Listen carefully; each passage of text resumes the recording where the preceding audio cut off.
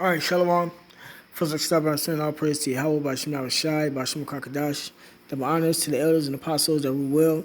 And salutations to the brothers that's doing the truth and sincerity. This is an update on what's going on in Kenosha. It says protests in Kenosha, Wisconsin after police shooting of Jacob Blake. And Jacob is the name of our forefather,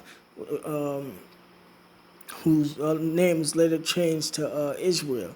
You know, the father of the 12 tribes. And we was in Kenosha prophesying and talking to these people. I seen Jacob Blake on a couple different occasions before. And, you know, Jake didn't want to take heed, you know, and those who are taking heed and listening, they not, you know, they hearing it and lining up to a certain degree, but they ain't decided to come in and whatnot. You know, you got Jake that's waking up and changing the little stuff and whatnot, but still, we dusted our feet off of this place, and now the Lord is like turning it up another notch in you know, there. So.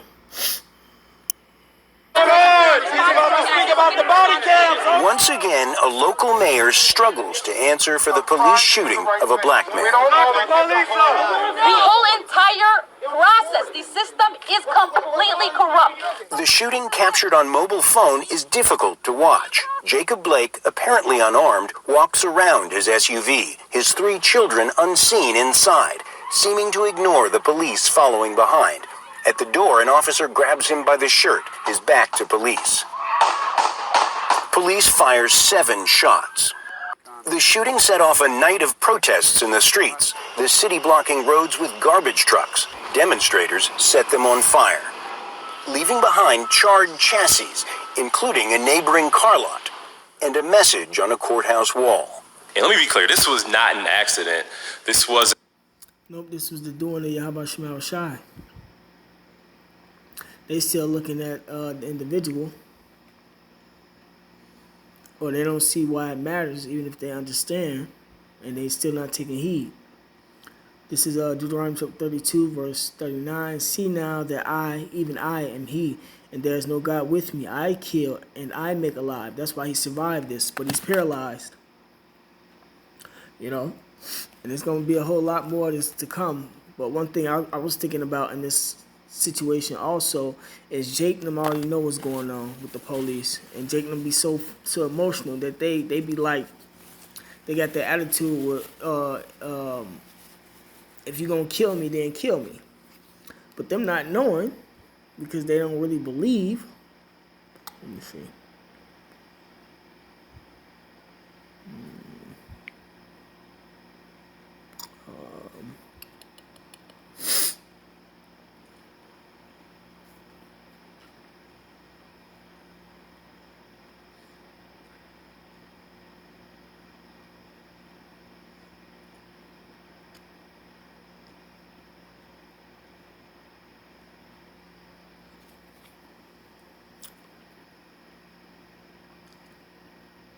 This Revelation chapter 9, verse 6, it says, in those days shall men seek death, and shall not find it, and shall desire to die, and death shall flee from them.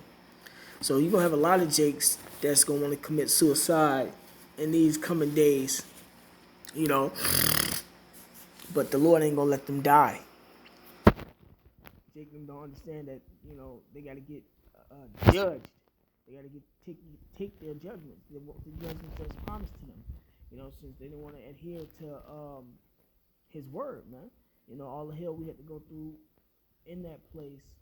You know, so now Jake them getting judged, and you know, the only thing they can do is just come in now, because the gates is still open right now, but it's gonna close soon.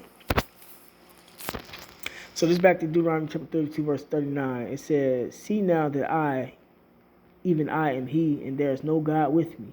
I kill and I make alive. I wound and I heal. Neither is there any that can deliver out of my hand. Right, man? So when it's your time to go, it's your time to go. When it's your time to, whatever your judgment might be, whether you live or die from it, it's all through the power in Yahweh Shema Shai, man. You can't just think you finna take a pistol and kill yourself or nothing. You gotta be ordained through the spirit and power of Yahweh Shema Shai, man. And so only going to get worse, man. So it's best to come in, while you have the chance. And experience what he has experienced. Now he's paralyzed. He got shot 7 times, and he's paralyzed. You don't know if he's going to be able to walk or not. So. At police work, this felt like some sort of vendetta being taken out on a member of our community. The officer's deadly actions attempted to take a person's life in broad daylight.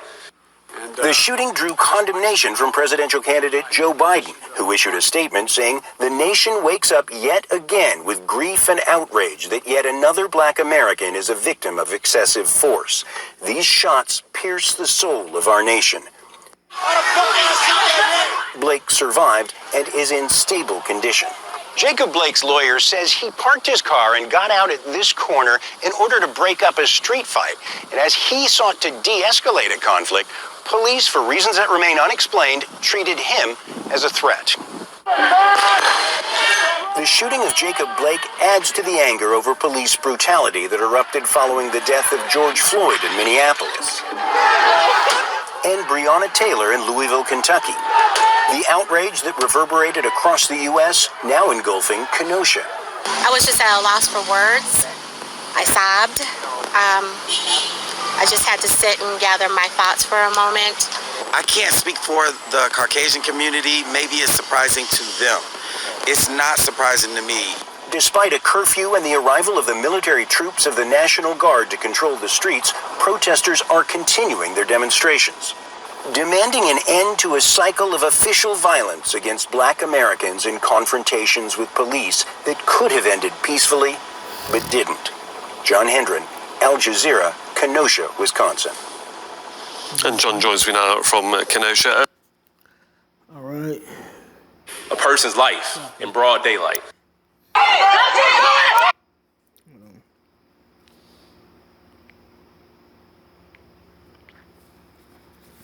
This is Sirach chapter 12.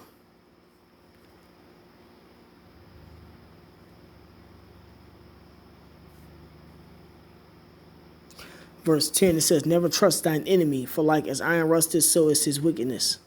Though he humble himself and go crouching, yet take good heed and beware of him, and thou shalt be unto him as if thou hast wiped a looking glass, and thou shalt know that his rust hath not altogether wiped away. Right, Esau is our enemy. Jacob expect Esau, which is the Caucasians, the so-called white people, be expecting Esau them to do their job and whatnot, and don't take shit to the extreme, so, but eventually it ended up coming out that man is really your enemy. He's really trying to kill you type situation, man. So you can't trust these devils. The scriptures say, agree with thine adversary while thou art in the way. So go ahead and let them talk their little BS, write their little ticket and whatnot, and then you just protest it, you challenge it in court, man, or take whatever judgment the Lord give you behind it. You can't be out here trying to go head to head with this devil, because as you can see, his intent is to kill, regardless of the situation, no matter how small it is. And us brothers out here in Wisconsin, I've dealt with these police officers. These police officers are fucking soft as hell, scary as hell. Don't know what to expect in no situation. They don't have no training. It's like all the training go out the window, but they don't get enough training. They don't even train them the right way, if you ask me. And during them type of positions, you got to have a whole lot of emotional intelligence and understand human behavior and all of that. But it's all through the spirit of Yahweh Shema Shai. Esau is weaker than Jake, so Esau doing what he's supposed to do. He's our enemy. He ain't our brother no more. So.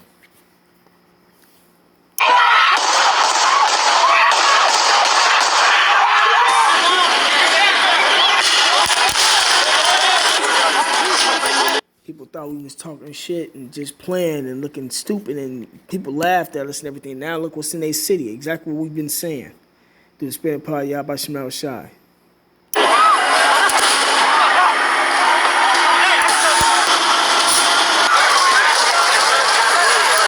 All them tough guys that was out there acting tough and everything now, and now they want to be Black Lives Matter and all that. They up now. Esau up, what, 1, 2, 2-0. Shit, that would have been 3. Well, actually, this ain't the first killing. Now that I'm thinking about it, but Esau winning this. Who got the most kills right now? So for the rest of this week, we're closing at 3. We're staying boarded up until it's, I guess, resolved. Until there's some sort of resolve.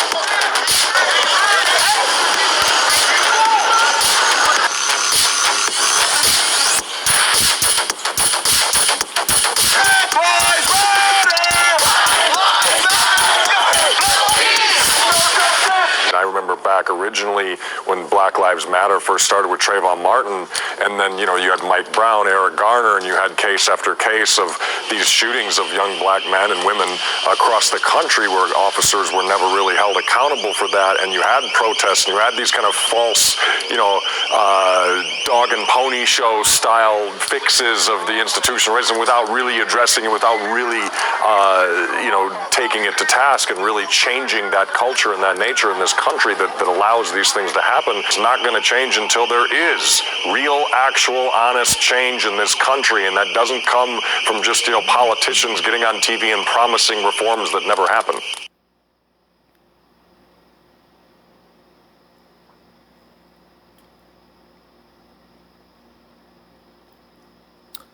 All right. The second Ezra chapter 15, verse 16, it says, "For there should be sedition among men, invading one another." So people are going to be aroused up against their governments, and they be running in each other's houses. They shall not regard their kings nor princes, right? Their presidents, the governors, the senators, and the courts of the action shall stand in their power. Amen. And that's just a small bit of it. It's going to turn up to where it's not going to stop. They're going to be getting gunned down by the military, so on and so on. A man shall desire to go into a city and shall not be able. And as me and Brother Yashar was riding, they had announced a curfew, and they locked down parts of Kenosha to where you couldn't enter in, So it's only going to get worse, man. These scriptures is speaking and coming to pass right in front of people's face, but only the elect going to get it. So with that being said, call Allah, Yabashma Shai, double honors to the elders and apostles that rule well, and salutations to the brothers that's doing the truth and sincerity. Shalom.